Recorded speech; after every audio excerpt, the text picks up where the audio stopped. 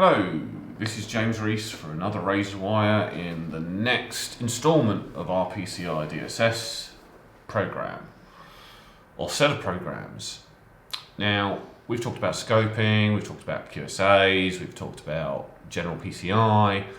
One of the things I want to do is cover the top 10 myths. Now, this is a bit of an oldie in the InfoSec world and especially the PCI DSS world, but it's still valid today. Now, this was a bit of guidance that was released by the SSC quite a few years ago. I believe it was 2010 or around about there. Yeah, October 2010. But he says, looking at his notes, or actually as what they've produced. But it's still something that I come against quite a bit. So I just kind of want to go through that. Before we start going through each and every, sort of tips and tricks with the requirements and some of the stuff that you can do around that, I'd like to cover all the baseline stuff first. And this is one of them, okay? So, the top 10 myths. Myth number one, this is one of my favorite ones. One vendor and product will make us compliant. Okay. You'll hear this from me quite a bit on a number of the other videos not related to PCI DSS. But let me make this clear. There is no one product or solution that is going to make you magically PCI compliant. Or if there is, I haven't come against it yet. And I've been doing this for a long time. Be very wary, or wary, keep saying weary. Maybe it's because I'm tired, I don't know. Be very wary of any vendor that comes to you and says, buy our product and we can descope PCI DSS, or buy our product and we will do all of your PCI DSS requirements and it will be easy and you will experience no other problems dealing with PCI DSS. It doesn't work that way, guys and gals. It really doesn't work that way. You need to be really careful about the vendor products that you get in place. There are some vendor products out there that are useful, very useful. There's a number of requirements around software, things like endpoint security, that kind of thing. You do need to have file integrity monitoring and vulnerability assessments and so on and so forth. There's a whole plethora of stuff that you need to consider when you're going through PCI DSS. But there is no one solution to rule them all. And if you have drunk the Kool-Aid, you'll quickly understand that when the QSA comes in to do the final audit on you, or if you bring a QSA in to do a scoping and gap analysis, you may find that you've spent a vast quantity of money getting a product in, thinking that it's going to solve all of your issues, and inevitably it doesn't. It tends to really annoy people when they bought a product that's claiming to do that, only to find that it doesn't.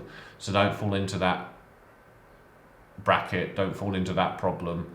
If you are looking at products to meet PCI DSS obligations, then check your sources. Google is great.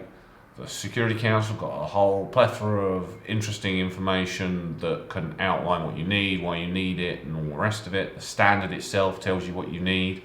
But you also have QSAs that you can call upon who can help you through that process. Good QSAs will find all kinds of ways to help you meet your obligations and advise you on what you desperately need, what you don't desperately need, what would be nice to have, what would be good to have, and what would make your life easier, especially around scoping issues. I've already done a video on scoping and I can't tell you how important it is to get that right.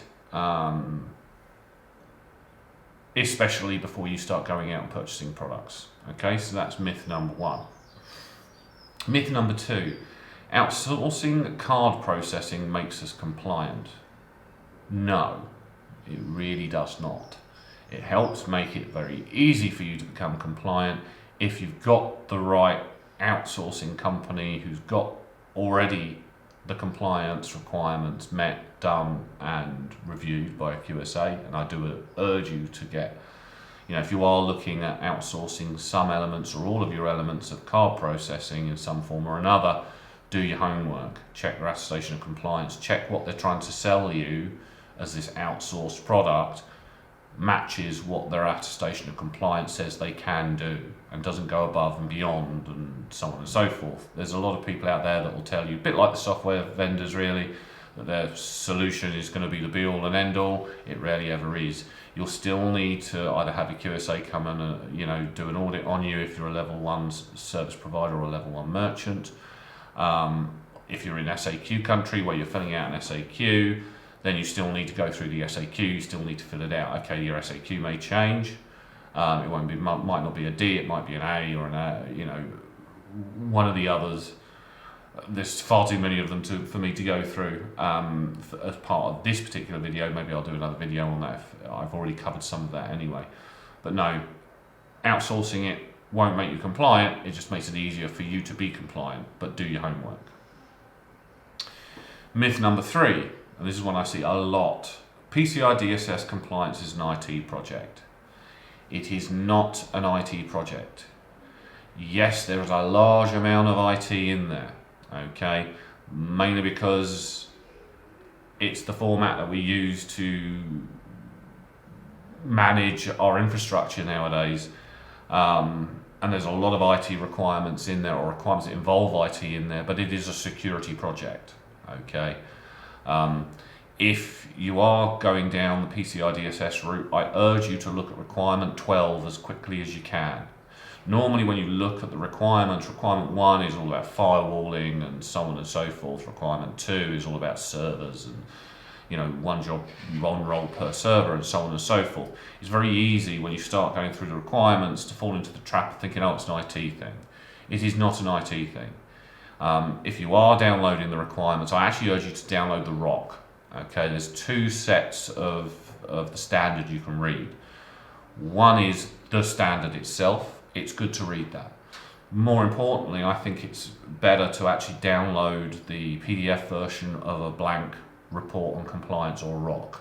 Okay, because not only does it tell you what the requirements are, like in the standard, but it also tells you how a QSA will validate that a requirement or set of requirements is in place, and it will tell you the process. And normally the process is something that reviewed documentational wise, somebody interviewed, and then commonly it will be either data reviewed, settings reviewed, logs reviewed. There'll be some way to validate that what you're reading, what you're being told is actually in place. Okay, and that can range from a number of different things, and it depends on the requirement, but it's not in IT. Look at requirement 12. Requirement 12 is all about governance and information security governance, policies, procedures, incident response, that kind of thing. Once you get to grips with requirement 12, you realize that the project requires oversight from information security or somebody in that role or a group of people in that role, and you will see that mimicked all the way through the requirements in some form or another. So don't think it's an IT project. IT will be involved and significantly involved, but it's not an IT project at all. It's a security project, okay, or a compliance project if you prefer. PCI DSS will make you secure. No, it won't make you secure, but because PCI DSS is very much focused on the protection of cardholder data. It doesn't really care about anything else. When you read through the standard, that's what its focus is on. So commonly people will apply PCI DSS to only the areas of the business where that is a thing, okay? Maybe they've segmented their environment and so on and so forth. There's a lot that can be done there. Again, I've covered it in a separate video. I can do a video on segmentation if that's what you guys want. But just because you're PCI DSS compliant doesn't make the whole business secure. It's a good step, but PCI DSS is not about the rest of the business. It is just focused on that area. Can you apply some of the elements of PCI DSS outside of the PCI DSS environment or the scope? Yes, you can, and there's some good stuff in there. Good endpoint security, good log management, reviewing of logs, patch management, so on and so forth. One role per server. All of these kinds of requirements are standard baseline requirements that everybody should really be doing. Okay, so you can take a lot from it, but just being PCI DSS does not make you secure. Okay. Oh, the other thing is it is a snapshot in time. So when the auditor comes, or you do your SAQ and you review the requirements to fill out your SAQ, or the QSA comes to review them for you, he or she is only looking at that current moment in time, with data going back for the last year that you've been following the rules and regulations of PCI DSS, and it will only be, as I said before, within the remit of the scope. We won't look at anything else. We can, if you want, I suppose, as part of a wider project, if that's what you want to do, but don't think you're secure. PCI DSS requires you to hire a qualified security assessor. No, you're not required to have one. Okay, there are things called ISAs, internal security assessors, where if you've got agreement, from your acquirer, that you can use that to do, your PCI DSS audit. Very few people do that. There's a number of ISAs, and normally they are part of projects in big companies because they know PCI DSS. But really, the kind of buck stops with a security assessor who's going to be doing the actual audit, if you're required to have an audit done by a security assessor, if you're on that top set of tiers as a service provider or a merchant. The rest of the time you don't have to have a qualified security assessor. I do recommend it if you are on that top tier and you do need to have a ROC. Get a QSA to come and help you out. It's invaluable. The project will go a lot easier. It will probably become better for you in the end when you're going for your final audit. It is useful to have a qualified security assessor on part of that project. It's not imperative. Okay. Bit of a funny myth, that one, but it's true. You don't have to have a security assessor, not until your audit. We don't take enough credit cards to be compliant. This is a funny one for me. If you take one credit card payment a year, you need to become compliant. If you take 6 million, 7 million, 10 million, 500 million, you also need to become compliant. The only thing that changes is whether you can self-assess or whether you have to have a QSA come on board to do the assessment for you. Okay.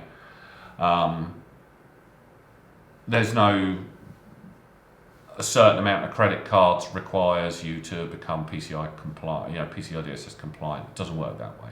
Okay.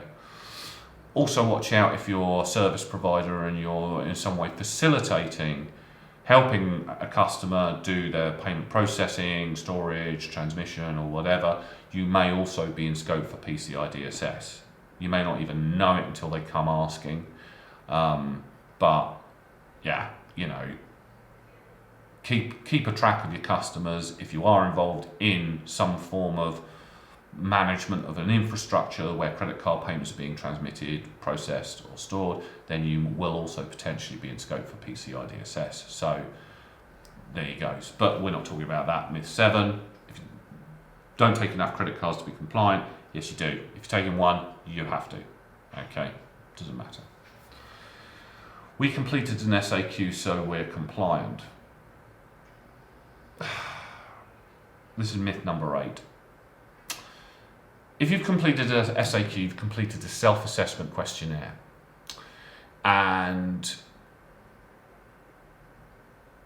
yes, you are compliant at that moment in time, the moment you sign it off. But changes to that environment, mergers, acquisitions, there's so many things that can change in your environment over the course of a year. An SAQ needs to be completed every year, same as an audit needs to be done every year. And you need to have catered for any changes to that environment as you progress through. And especially mergers and acquisitions, really watch out for those, because you may be compliant and then your company may buy their competitor or another company where cardholder data is being stored, processed, transmitted. They bring that in, and then boom, you can find yourself non-compliant if those guys aren't compliant or they're doing something that is non-compliant with PCI DSS. It's a mess. So when you do PCI DSS, make sure you have a constant, consistent way of measuring what is going on within the business to ensure that no changes have been made that mean you've gone from being compliant because you were doing everything right to non-compliant because something new has happened and you haven't catered for the PCI requirements around that thing. Okay. SAQs also, as a bit of a warning, if you don't really understand PCI DSS, it's very easy to get SAQs wrong. You can answer, yes, we do something, when in actual fact maybe you're not doing it quite in the way that PCI DSS wants. Again, I urge you to download the PCI DSS report on compliance from the Security Council's website. As I said in one of the previous myths that we looked at, it will tell you what you need to do to meet a compliance obligation. So especially if you have to fill out an SAQD, it's very similar in requirements. In fact, it's almost exact to the ROC itself. And you'll see, if you can look at that requirement in the ROC and say, yes, we do that, yes, we do that, yes, we've got that documentation, yes, we've got that proof, yes, if I was to chat to somebody, then, I would get the same response, then okay, yeah, put a tick in the in place box. Be really careful with SAQs.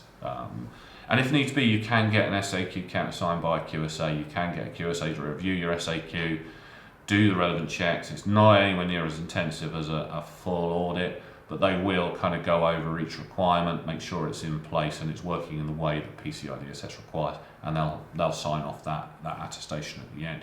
It is something that a lot of companies ask QSAs to do. PCI DSS, this is myth number 9. PCI DSS makes us store cardholder data. No, it doesn't. In actual fact, most QSAs and the Security Council themselves will say, don't store cardholder data unless they absolutely have no other choice.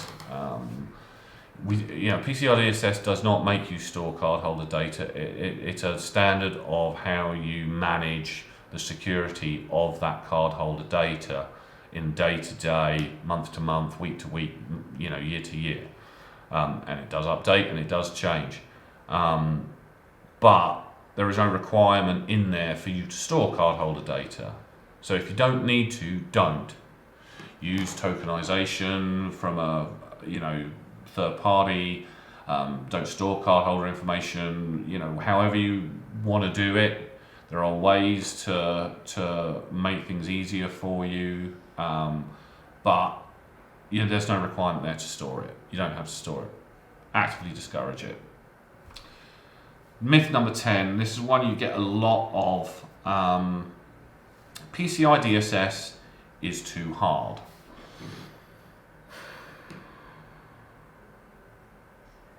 No is a quick and very dirty answer to that with absolutely no description. The wider answer to that is it is tough depending upon your environment. Okay.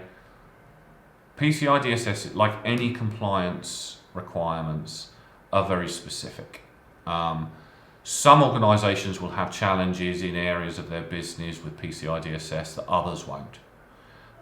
Some items will be difficult, some items will be easy. What those items that are difficult or requirements that are difficult or easy can change from organisation to organisation because every organisation works very differently.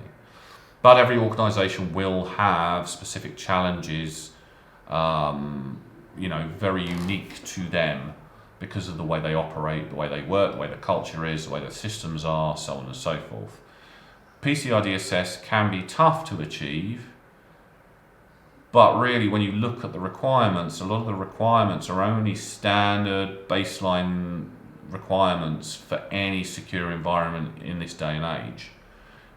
Good documentation, good policies, good procedures, good incident response procedures, technology that's appropriately managed and maintained, that only does what it's there to do and doesn't do anything else, manage and maintaining a secure environment, so on and so forth. It's not hard to do. It's only hard if you don't do it.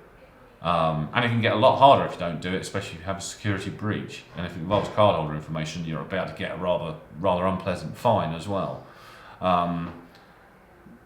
Read through the requirements. I do say start at 12 and then go back to 1 and then go through the requirements. 12 is kind of a good indicator of whether or not you're even managing your security, because 12 is all about having policies, procedures, and someone in charge of information security. Well, if you can't answer that one, then probably a large chunk of the other requirements are going to have some challenges associated with them. So, good key answer there. Get somebody on board who knows PCI DSS. But a word of warning here, okay? There's a lot of people out there that say, I know PCI DSS, okay, who aren't QSAs. We're talking about security people, IT people, that kind of thing. Some of these people are extremely good. Okay, I've met a lot of people in this space who are very, very good at PCI DSS. But they only have experience in the areas that they've dealt with in the past. So if they've done one PCI DSS project in the past for another organisation, they're going to have a knowledge of what to do, what the expectations will be, and so on and so forth. But they're also likely to have an opinion based on what they've experienced before. When you get an experienced QSA on board, they've seen a number of different environments, be it a call center environment, be it an e-commerce environment, be it retail infrastructure environment, be it data center environments, so on and so forth. We get involved in projects with all kinds of different organizations who work in all kinds of different ways and have large infrastructures, small infrastructures, really, really weird infrastructures PCI DSS is really as easy or as hard as you want to make it. I've never come across a project that has been just really ridiculously easy and it's been no problems from start to finish. There is always a challenge, but that challenge will be specific to you guys. If you are using a QSA, they may well have experienced that challenge before in other similar types of organisations, and they will have the knowledge required to be able to help you through that. Equally, if you've got somebody who knows PCI DSS and been involved in a number of PCI DSS projects, there are some career people out there that go from company to company just doing PCI DSS projects. Some contractors, less popular now, IR35 has come into force.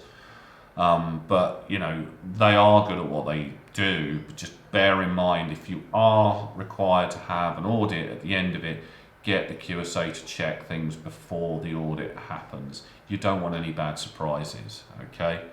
But PCI DSS, to answer that myth, it's not hard. It's not easy, but it's not hard.